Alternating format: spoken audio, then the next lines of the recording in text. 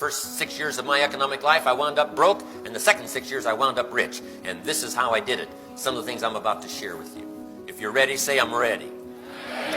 Here's my first subject for the day. It's called personal development. Of all the subjects Mr. Schoaf confronted me with when I met him at age 25, this was one of the most important. Setting goals, that was easy. Some other things that he offered to me, I got right away. Setting up a money system, I did that right away. Personal development, I'm telling you, it took a while to give up my old ways of blaming everything except myself for my situation.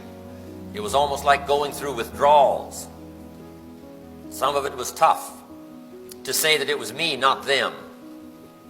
When I said to Mr. Schoaf, this is all they pay, he said, no, that's all you're worth. I'm telling you, that was new stuff for me to ponder. When I said it cost too much, and he said, no, you can't afford it, I thought, whoa, what a new way to look at it. I'm telling you, some of that drama of giving up, that it was them, it was the economy, it was my negative relatives, it was my boss, it was the company pay, the unions and the wage scale and circumstances. It took me a while to give that up. It's like going through withdrawals. But when I finally did it and started this fresh journey of looking in, because that's where the problem was. That's where I had to get straightened out. And the drama happened for me in such spectacular fashion. Got this phrase down. The major value in life is not what you get. The major value in life is what you become. The major question to ask on the job is not, what am I getting here? The major question to ask on the job is, what am I becoming here? Because it's not what you get that makes you valuable, it's what you become. Now, once I understood that, I started working on this thing called personal development. Jot this down. Success is something you attract by the person you become. I used to think success was something you pursued, went after, and found out no, success is not something you go after. What you go after is usually like a butterfly you can't quite catch. Here's the key. Success is something you attract by becoming an attractive person. In our further studies in leadership, we teach this. To attract attractive people, you must be attractive. To attract committed people, you must be committed. To attract powerful people, you must be powerful. To attract dedicated people, you must be dedicated. So the whole key here is to go to work hard, not on other people. Primarily, go to work hard on yourself. And then Mr. Schoaf gave me that startling promise that I want to share with you. And here's what he said. It's changed my life all these years, and I'm going to use it the rest of the years of my life. Here's what he said. Mr. Rohn, if you will change, everything will change for you. I've never forgotten that. It still rings clear in my ears today. I can still hear it. And I've said it often enough the last 40 years of my business career, so that it keeps ringing in my ears as I've tried to stimulate that same phrase in other people's consciousness. Here it is. If you will change, everything will change for you. If you will change, your income will change. If you will change, your health will change. If you will change, your future will change. If you will change, the equities that you had always hoped for will start to grow, start to change. If you will change. Once I got that message, it turned my life around. Let everything change or not change. Let the government change or not change. Let people around you change or not change. Let everything be the same, the turning of the seasons. Let society continue on its way. You take a personal interest in your own personal development, and I'm telling you, you'll start to attract success. And I've got several parts now to personal development. Make these notes. Here's number one. It's like the seasons. Understanding the seasons is one of the best illustrations that I can give you for personal development. Make this note. You cannot change the seasons. They're going to be however they're going to be. And the next note. Life in business is like the seasons. Frank Sinatra sings, life is like the seasons. And you cannot change the seasons. The order has been established long before we arrived on the spinning planet. Long before we became guests here. However that was done. Boggles the mind to imagine how it was all done and accomplished. The Declaration of Independence of America says, all people are created equal and are endowed, I love that word, endowed by their Creator with certain unalienable rights. Life, liberty, and the pursuit of happiness. Who knows the mystery of all that, how it was set up? But once you arrive here on the spinning planet, here's one of the most important questions to ask. What is the setup? You got to learn the setup. If you don't, right away, our own experience now tells us you'll be in deep trouble. So learn the story of the seasons. You cannot change the seasons, but you can change yourself. That's the clue to the future. You can't change the seasons, but you can change yourself. You can change your mind. You can change your direction. You can change your habits. You can change your thinking process. You can change your actions. You can change your disciplines. Anytime you want to, you can set out on a new course. You're not a goose. You don't have to keep flying south every winter. You can live one way for 5 years, tear up that script, live another way for the next 5 years. You don't have to be without change. After today, you don't ever have to be the same, only by choice. You can't change the seasons, but you can change yourself. So now let me give you the lesson of the seasons. Here they are. Number 1, learn how to handle the winters. This is part of personal development that's absolutely essential. Learning how to handle the winters. Winters come right after fall, harvest. And pray tell how often? Every year with regularity. I mean, you can't wish them away. You can't cross your fingers and hope this time it'll miss. Now, some winters are long and some are short, and some are difficult, and some are easier, but they always come. And I want you to make that note. The winters of life will always come. We cannot escape any more than we can escape being on the spinning planet. We're here for a while. And there's all kinds of winters.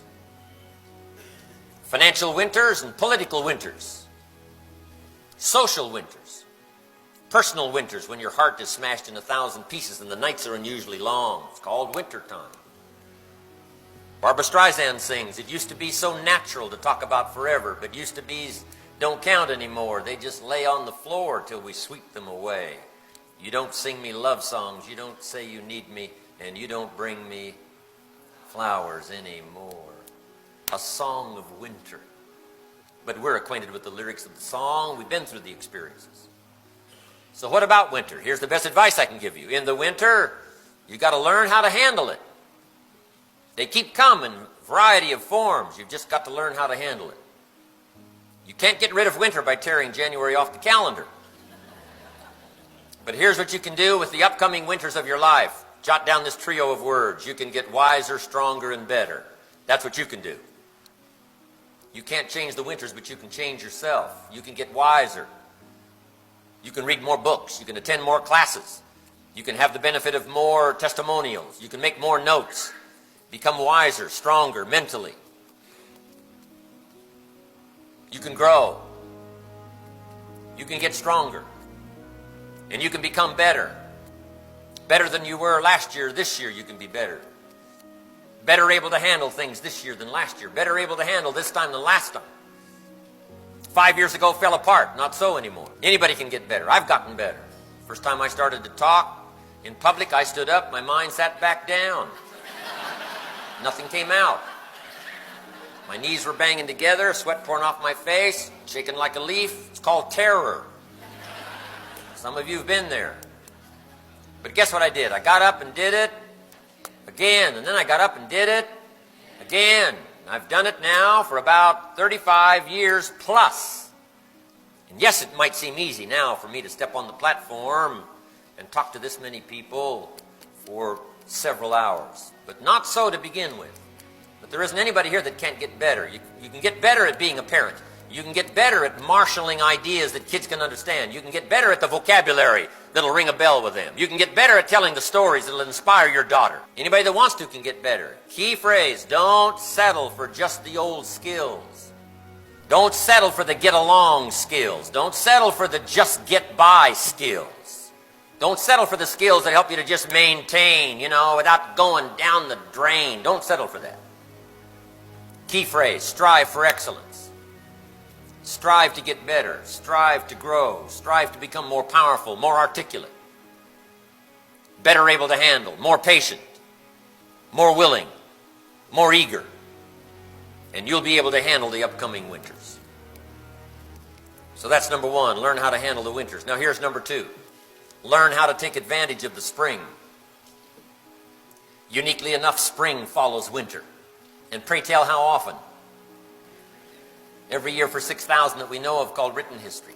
I'd gamble on it one more time. Those odds are good. Every time is good odds. Can't beat that. And what a great place for spring, right after winter. If you were going to put spring somewhere, that'd be the place to put it. God's a genius. Now here's what spring is called, opportunity. Interestingly enough, opportunity follows difficulty. 6,000 years of recorded history, opportunity always follows difficulty. Expansion follows recession. Joy follows sorrow. Day follows night. Come on, we can put that together. Not be disturbed by it. It's called the rhythm of life. If the sun goes down, the guy says, what's happened? What's happened? It means he hasn't been here long, I guess. What do you mean? What's happening? Come on. It's part of the deal. But now that you've made it through the winter, now the key is take advantage of the spring. And underline, take advantage. Just because spring rolls around is no sign your future's guaranteed. You've got an opportunity now dropped in your lap. Here's what you got to do. Seize the opportunity. You can't just hope that the opportunity will sweep you along. What you've got to do is articulate it. You've got to pass along the story. You've got to make the calls. You've got to do the meetings. You've got to tell the story. You've got to translate it. It's called seize the spring. Spring is not a guarantee. Here's what spring is. Opportunity. Spring is called a chance. You've got to do something with your chances. Don't just let them pass. Okay. Now get busy with your spring because it doesn't last forever. George Harrison, one of the Beatles, sings, all things must pass. The spring doesn't last all year. The sunrise doesn't last all day. The sunset doesn't last all night. It's called seize the moment. It's called seize the time. Seize the opportunity to see the sunset. It's not going to be there long. Seize the spring. It's not going to be here long. In space language, we call it window of opportunity. You've only got a certain amount of time to get the crop planted, get the story told, get the calls made, get the seed in the ground. Then that season will pass. And if you blow it, you got to wait for another whole turn of seasons before one comes around again. Take advantage. Here's a good word, hurry.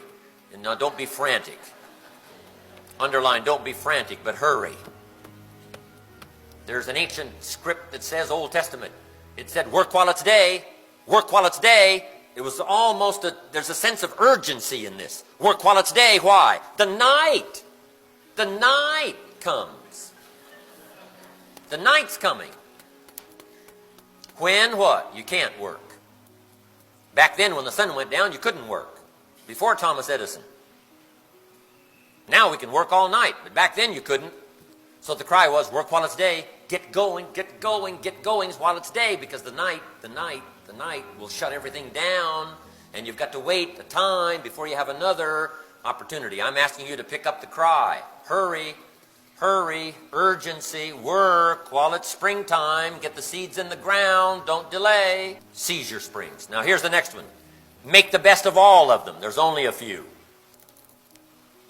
At the longest, life is brief. The Beatles wrote, life is very short. How true. Elton John sings, she lived her life like a candle in the wind. Life is fragile, life is brief. It says the blade of grass grows and is soon cut down. It's not forever. Just a handful of springs have been handed to each of us. Somebody says, I got 20 more years. No, you got 20 more times. You got to look at it different than 20 years, 20 times. If you go fishing once a year, you've only got 20 more times to go fishing. Not 20 years, 20 times. That means you got to make the most of each time. So make this note. Each person you meet, make the most of each person. Make the most of each meeting. Make the most of each occasion. Make the most of each phone call. Make the most of each contact. Make the most of each opportunity. Make the most of each class. Don't be lazy here.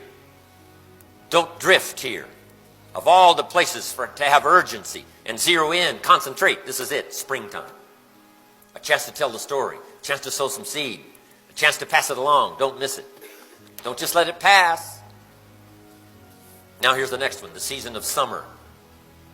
In the summer, we must learn to nourish our values and fight our enemies. That's the season of summer. As soon as you've planted the garden, the busy bugs and the noxious weeds are out to take it. And guess what? They will take it unless you defend it. You've got to nourish your children, yes, but you've also got to defend them. You've got to nourish your ideas, and you've got to defend it. You've got to sustain yourself, and you've also got to defend yourself. America has to defend itself as well as nourish itself. And I think these ideas, reaching out into millions of homes in America and eventually around the world, we're going to have that unique ability to both nourish and defend. To be a bulwark against ideologies that would reach in and try to destroy values and vitality. But also a chance like a mother to nourish and give life. And that's the best analogy I can give you for your notes. Nourish like a mother and fight enemies like a father. Give life like a mother, take life like a father, love like a mother, hate like a father. The ancient prophet said, love good and hate evil. And kids need to understand what we love and what we hate. Sometimes you got to put love and hate in the same sentence. Sometimes you've got to say, I love you, but I hate what's going on. I love you, but I hate what's happening. Boy, that's important for kids to understand what we love and what we hate. One of the greatest conversions of all time, the man said, my conversion is complete. The things I once hated, I now love. And the things I once loved, I now hate. It's called complete conversion. Wow. I'm asking you to give clear signal to your enemies that you intend to be hostile. Give no quarter. The ancient story said they returned to rebuild the walls of the temple and the city for their future. And as they built the walls of the temple and the city for their future, they had a trowel in one hand and a sword in the other hand. The trowel was for what? To build their future. And the sword was for what? Their enemies. I'm asking you to get good at both trowel and sword. I'm asking you to be ever vigilant. Nourish, give sustenance, give training, give time, give heart, give soul, but also be on the lookout for the enemy. And sometimes they're subtle. The ancient script says, beware the little foxes that spoil the vines. Yes, the vineyard looks okay. Yes, the grapes look okay. Looks like we're going to have a pretty good harvest. But if you were to look closer, the little foxes, the little foxes. So I'm asking you to nourish your vineyard as truly you should, but I'm asking you also to look out for the little foxes that spoil the vine, the little lack of disciplines that cause disaster, the little lack of paying attention that someday is going to ruin it all. I'm telling you, be vigilant, be vigilant. Now here's what else is important in the summer. Some of our enemies are on the outside, like Saddam Hussein, on the outside like Gaddafi, on the outside like Castro, on the outside like the most despicable of all, Stalin, Hitler, Mussolini. And at the cost of much blood, we dealt with those enemies and preserved freedom. Otherwise, we'd have lost it. England almost lost it. Europe almost lost it. If it hadn't have been for the might of America and the Allies, we would have lost it. But we fought that battle at the cost of about 50 million lives. What price is freedom? Sometimes the calculation is beyond imagination. Sometimes the calculation, the heart can't even hold it. The mind can't even comprehend it. The ultimate price that is paid to preserve liberty and freedom so that we can casually come and sit and well-dressed. I'm telling you, it cost a lot more than a little money to get in here and a little time to show up. What was really costly was some of those bloody conflicts where we had to put the enemy in his place, lest all of our future generations be lost in the darkness of Nazism and communism. It's that kind of world. Be ever vigilant. But now here's the ultimate. Jot this down. Some of the enemies are on the inside. How subtle. Yes, beware of the thief in the alley that's after your purse, but what about the thief in your mind that's after your promise? The thief in your mind that tells you you're too short, you're too tall, you're too old, it's passed you by. Everybody else is smart, but you're too stupid. Everybody else could probably figure it out. But you know, with your history, I mean, you'll never be able to figure it out. I mean, all the mistakes you've made, you'll never be able to walk away from the ghetto or walk away from poverty or walk away from difficulty or walk away from heartache and sadness. But I'm here to tell you, you've got to resist the enemy.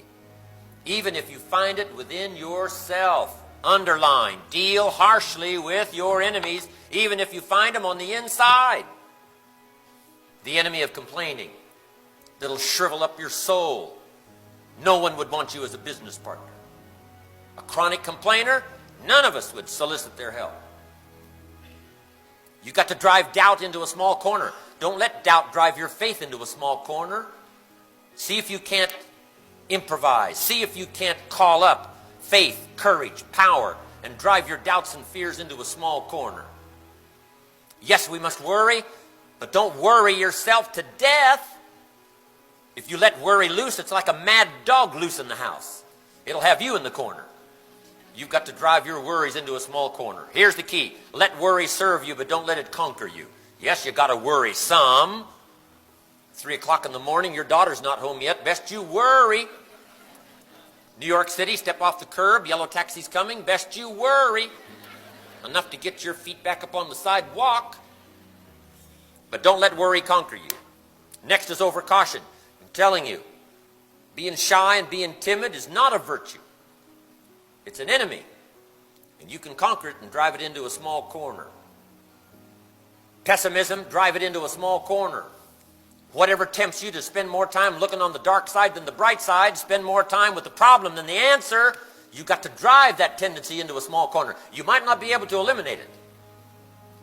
Saddam Hussein, we couldn't kill him, but we put a no-fly zone on top and a no-fly zone on the bottom, and we dared him to move. And when he moved and started toward Kuwait not long ago, we sent the troops to let him know in no uncertain terms, you're going to have hostile action here. You've got to do that with yourself. Your tendency to be lazy, you've got to be hostile. Tendency to drift and let it slide, you've got to be hostile, even if you find it within yourself. It's very important. In the season of summer. Now here's the last one. The season of harvest. I got two things to consider in the harvest. Number one, reap the harvest without complaint. Come on, it's your crop. Who else's is it? You're the one that sowed the seeds. You're the one that either neglected or got the job done. You either did it or you didn't do it. You made the calls or you didn't make the calls. You either did the meeting or you didn't do the meeting. I mean, you lifted it up or you let it fall in the mud. You either articulated or you mumbled. I mean, you know, it's your deal. So learn to take, jot this down, learn to take full responsibility. Anything less than that, I'm telling you, will start to erode your own psyche. Less than full responsibility. Once Shof made that clear to me, I'm telling you, I changed my life. He said, your paycheck is your responsibility. It's not the marketplace. The marketplace is doing about the best it can. And if you're not doing the best you can, that's where the problem is. I'm telling you, that got to me. And I said, I'm going to take from now on full 100% responsibility. Learn to reap in the harvest with responsibility. Complain not. Complaining is devastating. If you don't think it's devastating, ask the children of Israel. Typical of us all. Their story just happened to get in the book.